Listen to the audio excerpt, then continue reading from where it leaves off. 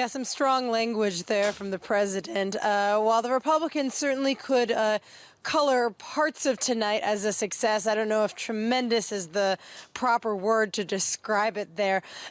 It was a long shot for Democrats to take back the Senate, although, of course, hope springs eternal when you're in the minority. And, of course, Republicans ended up actually making gains in the Senate, securing an even larger majority than they had before, as well as sweeping a few very hotly contested gubernatorial races that Trump went to campaign for in the last days and weeks leading up to the election.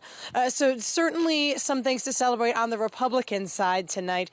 On the Democrat side, you know, it wasn't a tsunami, but it was definitely a wave of sorts. As we said, the Democrats have swept not only a majority into the House of Representatives, but have actually taken even more seats than they thought they would. The latest estimates I saw were that they may gain as many as 35 seats over the 23 that they needed to get a majority.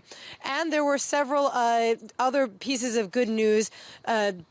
Districts that were flipped that had been staunchly Republican, a few governor's races that were won by Democrats, previously held by Republicans. Some things to point to on both sides tonight that they can say, we had a good night. Okay, there's a lot to break down. When we look at the popular vote, Maya, and that means the actual number or percentage of votes, the picture is extremely positive for the Democrats. Can you explain that for us? How's that possible? Well, one thing that we saw was very high early voting turnout numbers. And I believe that these numbers actually even broke some early voting records in many states. This is always a tricky number to try to read into because people who vote early tend to be people who were going to vote anyway. And those people, by and large, tend to be Democratic voters. In general, in U.S. elections, more voter turnout equals more Democrats getting elected to Congress, which is something we sort of saw here tonight. But one thing that we have to remember is that a lot of these districts in a lot of these elections are gerrymandered, which means that they are drawn and divided up in ways that are meant to sort of give an advantage to one party or another.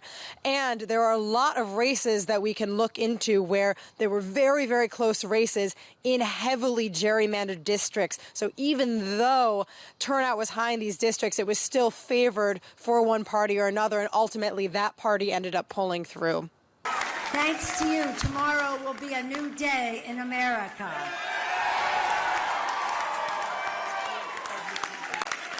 Today is more than about Democrats and Republicans. It's about restoring the Constitution's checks and balances to the Trump administration. It's about ending wealthy special interest free reign over Washington.